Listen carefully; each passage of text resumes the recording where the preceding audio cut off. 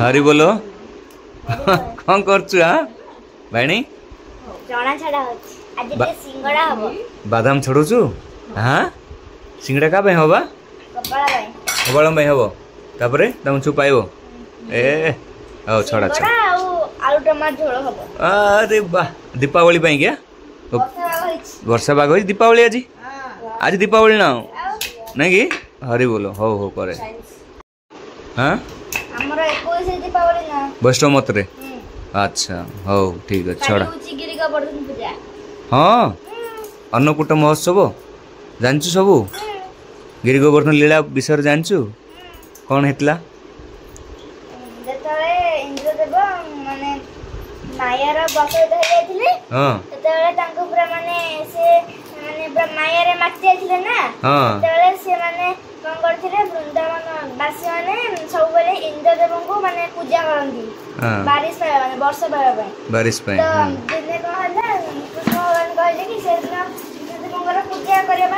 महाराज समस्त वासी कहले कि इंद्रदेवंकर पाए सब प्रस्तुत कर हां आमे से जो आमे जाई कि जो गिरी गोवर्धन पहाड़ अछि से जगह में होम करिवा पूजा करिया तो कृष्ण थिले कहले कि बाबा आमे इंद्र को पूजा करिवा इंद्र खाली तो हमको खाली बारिश दो खाली वर्षा दो चली से नंदर महाराज कहले कि अरे कृष्ण इंद्र देव हम पई सब किछि से खाली बाबा से बारिश देबा रंगा हमरो माने सब हम बंची वर्ष ना तांको जदा पूजा करे हमें कोन बारिश पाई पारे कि कहलु कृष्ण कहले कि तांको पूजा कले कोन हबो हमें जानना हम गिरी गोवर्धन माने पर्वत पूजा करबो से हम माने तांकर जम्मी रे फळ होउची हम सब खाउचे फेरे हम गाई माने समस्त सब चरुचंती मिठा मिठा सेठी घास मिलुची हम गाई बाछी मन केते भल माने खाइयो को मिलुची फेरे से तार गोवर्धन पहाड़ रंगर पर जो हरणा रे आमे सब आम मन रो शोष मेंटौचे गोवर्धन आम पाई तो केते काम करूछंदी चलना आमे तांकर पूजा करिया तो नंद महाराज कहले कि हो ठीक अछि आमे आज गिरी इंद्रदेवंकर पूजा ना करिकि आमे गोवर्धन महाराजंकर पूजा करिवा और समस्त वासी बंधु कह दिले कि आउ आमे माने इंद्र महाराज पूजा हबो आज गिरी गोवर्धनकर पूजा हबो समस्त कहले कि हो जहाँ नंद महाराज को इच्छा कारण वृंदावनकर माने जे राजा थिले नंद महाराज थिले ना तांके सी भी सी जहाँ करते सब गोकुल बस जहाँ करिवे तो वृंदावन सॉरी वृंदावन हां गोकुल नंदगा जोड़ा पहले हबो हां तो तापरे समस्त कौन गले ना गिरी गोवर्धन पाखु पर्वत पाखु जाय के समस्त कीर्तन मज करबा लागले तो हम कीर्तन करबा लागले तापरे तोरे इंद्रदेवंकर सब दूत अछन ना माने तांका बहु सेवक आ सब देखिबे कोन होउची कोन नाही जब मोर पूजा हला नाही तो से माने जो देखिले से देखिले कि गोटे माने कृष्ण होय तो दान थिले ना कैसे बोली कि गोटे बारंग कथा रे माने समस्त ब्रजवासी कोन करछनी ना ओरे पहाड़ पर्वत रो पूजा करछनी हां मो पूजा बंद करी गिरी हम भगवान इंद्रदेवंकर पूजा से पत्थर पर्वत कोन की तो से रागी जाय कि गले इंद्रदेव को कहले कि आउ इंद्रदेव आपण से जो वृंदावनवासी माने गोटे बालक कथा रे छोट बालक कथा रे से मान सब गोटे पर्वत रो गिरी गोवर्धन पर्वत रो पूजा करछन कहले को इंद्रदेव रागी गेले कहली कोन आज रु ताको इमिति वर्षा कर जे पूरा माने भासी जीवे हां सब भासी देबे आउ माने ताके ता रहिबा को हले ताको घर माने सब भासी दिबो जेमे ताके जो यज्ञ कर सब माने कोन ध्वंस होई दिबो ये वर्षा कर तो समस्त आसिले वर्षा करले लागले वर्षा करे लागले तापरे माने ताको दिजे दूत थिले समस्त आसी के ताको सैनिक माने अच्छा सब वर्षा करे लागले तो एठी चलीची हमर होम स्टार्ट हो जाएगा समस्त परिक्रमा करछंती याडे वर्षा आरंभ हो गेला वर्षा तर पकेला समस्त कहले नाही नाही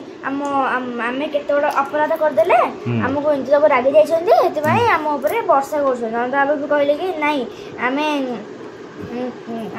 दिमी देले बे इंद्रदेवंकर पूजा करबा कहले को ଯଶୋଦା କହିଲେ କି ନାଇଁ କୃଷ୍ଣ କହିଲେ କି ନାଇଁ ସରି ଯଶୋଦା କହିଲେ କି ନାଇଁ ନାଇଁ ଆମ କୃଷ୍ଣ ଯାହା ବି କହିବ ସେ ସବୁବେଳେ ଆମ ମଙ୍ଗଳ ପାଇଁ ହିଁ କହୁଛି ତା କଥାରେ ହିଁ ଆମେ କରିବା। କୃଷ୍ଣ କହିଲେ କି ନାଇଁ ବାବା ଆମେ ଇନ୍ଦ୍ର ଦେବଙ୍କୁ ପୂଜା କରିବାନି ଆମେ ଗୋପତି ପୂଜା ହିଁ କରିବା। ତ ଏତିକି ବେଳକୁ ପୁରା ମାନେ ବ୍ରଜବାସୀ ପୁରା ମାନେ ଭାସି ଯାଇଥିଲା ସମସ୍ତେ ଯିଏ ଯୁଆଡେ ବାଚି ମାନେ ସମସ୍ତେ କୁଆଡେ କୁଆଡେ ହେଇଯାଇଥିଲେ। ତ ଏତିକି ବେଳେ ସମସ୍ତେ ଆସିକି ଗୋଟେ ମାନେ ବିରାଟ ବଡ ଗଛ ତଳେ ସେଇଠି ନନ୍ଦବାବା ଥିଲେ ସମସ୍ତେ କହିଲେ କି ଇଆଡେ ଆସ ସେଇଟା ଆସନ ନେଲେ। ତାପରେ କୃଷ୍ଣ କହିଲେ କି ତାପରେ କୃଷ୍ଣ ଗଲେ ତାପରେ ଗିରି ଗୋବର୍ଦ୍ଧନକୁ ଏ ଯୋଉ କାଣି ଆଙ୍ଗୁଠିରେ ଉଠେଇଦେଲେ। ତାପରେ ସମସ୍ତେ ଡାକିଲେ କି ସମସ୍ତେ ମାନେ ମୋର ପ୍ରିୟ ବ୍ରଜବାସୀ ମାନେ ସମସ୍ତେ ଏଇଠି ଆସ ଆମେ ସବୁ ଏଇଠି ରହିବା। ତାପରେ ଏମିତି ଚାଲିଲା ପୁରା ବର୍ଷା କେତେ ସମୟ ଧରି ହେଲା 7 ଦିନ ଧରି ହେଲା 7 ଦିନ ଭାବନ୍ତୁ ସେଇଠି ସେଇ ତଳେ ଆକା କୃଷ୍ଣ ଆଉ ସେଇ ବ୍ରଜବାସୀ ସମସ୍ତେ ଅଛନ୍ତି 7 ଦିନ ଧରି ବର୍ଷା ହେଲା ସେଠି। ତାପରେ ଯୋଉ ଲାଷ୍ଟ ଦିନ ତାପରେ ଯେତେବେଳେ ସେ ସବୁ ଦେଖିଲେ କଣ ନା ଗୋଟେ ଛୋଟ ବାଳକ ସେ କାଣି ଆଙ୍ଗୁଠିରେ ଗୋଟେ ପର୍ବତକୁ ଟେକି ଦେଇକି ତାଙ୍କ ସବୁ ଗାଁର ସବୁ ଲୋକମାନଙ୍କୁ ସେ ସାହାଯ୍ୟ କରୁଛି କଣ ତାର ଏତେ ସାହସ କହିକି ସିଏ କଣ କଲେ ଇନ୍ଦ୍ରଦେବ ପାଖକୁ ଗଲେ। ଇନ୍ଦ୍ରଦେବ କହିଲେ କଣ ହେଲା ଏତେ ଛୋଟ ବାଳକ ମୁଁ ତାକୁ ବିଶ୍ୱାସ କରିପାରିବିନି ମତେ ମୁଁ ନିଜେ ଯାଇକି ସେ ଦୃଶ୍ୟ ଦେଖିକି ଆସିବି। ତ ଇନ୍ଦ୍ରଦେବ କହିଲେ କି ମୁଁ ନିଜେ ଯାଇକି ସେ ଦୃଶ୍ୟ ଦେଖିକି ଆସିବି। ତ ଇନ୍ଦ୍ରଦେବ ସହିତ ତାଙ୍କ ସବୁ ମାନେ ଯିଏ ସବୁ ତାଙ୍କର ଥିଲେ ସେନାପତି ମାନେ ଆଉ ତାଙ୍କର ଯିଏ କଣ ଥିଲେ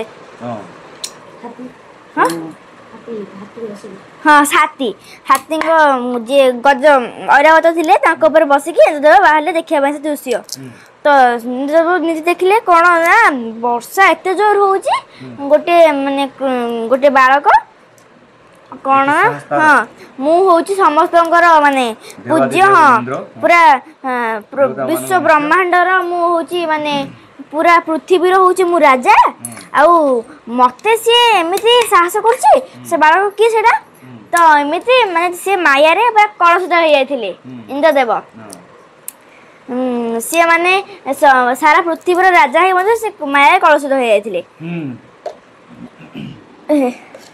ତ ତାପରେ କଥାରେ ସେକାନି ପକାଇ ଯାଉଛି ମଞ୍ଜିଟା ହେଲା। ତାପରେ ଯେତେବେଳେ ଦେଖିଲେ ଯେତେବେଳେ ସେ ଜାଣିପାରିଲେ କି ନା ମୋର କେତେ ସେ ଯେତେବେଳେ ଦେଖିଲେ ସେ ଜାଣିପାରିଲେ କି ନା ମୋର କେତେ ବଡ଼ ଅପରାଧ ହେଇଯାଇଛି ସେତେବେଳେ ଯାଇକି ତାଙ୍କୁ ମାନେ ମାୟାର ମାନେ କଣ କଳସିତରୁ ମୁକ୍ତ ହୋଇପାରିଲେ ସିଏ। ତାପରେ ସେ ଦେଖିଲେ କି ନାଇଁ ମୋର କେତେ ବଡ଼ ଅପରାଧ ହେଇଯାଇଛି ମୁଁ ଭଗବାନ ଶ୍ରୀକୃଷ୍ଣଙ୍କ ପାଖରେ ଏତେ ବଡ଼ ଅପରାଧ କରିଛି ମତେ ଯେମିତି ହେଲେ ମାନେ କଣ କ୍ଷମା ମାଗିବାକୁ ପଡ଼ିବ। ତ ସିଏ ନିଜେ ଆସିକିରି ସେ ତାଙ୍କ ମୁକୁଟ ଓହ୍ଲେଇଲେ ଐରାବତ ଓହ୍ଲିଲେ। ତାପରେ ଯାଇକି ଭଗବାନ ଶ୍ରୀକୃଷ୍ଣଙ୍କ ପାଖରେ ସେତେବେଳକୁ ସବୁ ମାନେ କଣ ମାନେ ଖରା ହେଇଯାଇଥିଲା ପୁରା ମାନେ କଣ ଖରା ହେଇଯାଇଥିଲା। ତାପରେ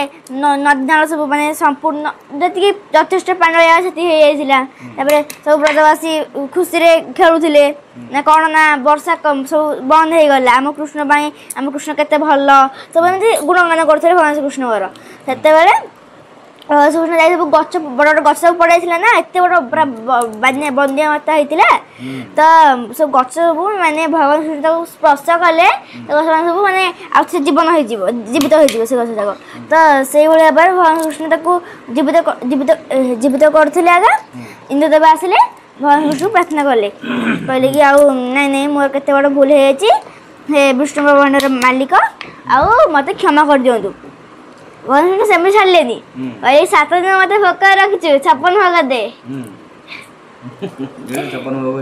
ସେଥିପାଇଁ ମାନେ ଏବେ ପୁରୀ ଜଗନ୍ନାଥ ମନ୍ଦିରରେ ଡେଲି 56 ଭୋଗ ଲାଗୁଛି ଜଗନ୍ନାଥ ମନ୍ଦିରରେ। ଆଉ ବ୍ରହ୍ମାଙ୍କର ବି ଏମିତି ହେଇଥିଲା ଆଗକୁ ଆସିବ ସବୁ ଲୀଳା ମାନଙ୍କର ସବୁ ଲୀଳା ଭଗବାନ ଛାଡ଼ିଲେନି କହିଲେ ମତେ ପୁରା 7 ଦିନ ଭୋକ ରଖିଛ ଦେବାକୁ ପଡ଼ିବ ଆକା 56 ଭୋଗ ମତେ ମୁଁ ଭୋକରେ ଅଛି 7 ଦିନ ଯାଏ। ତାପରେ କଣ କଲେ ନା ଇନ୍ଦ୍ରଦେବ ଏବେ ଡେଲି ଜଗନ୍ନାଥ ମନ୍ଦିରରେ 56 ଭୋଗ 7 ମାନେ ସବୁଦିନ ହଉଛି ସେଇ ଦିନ ଠାରୁ ମାନେ ସେଇ କାହାଣୀ ଯୋଗୁଁ ସେଇ ଲୀଳା ଯୋଗୁଁ।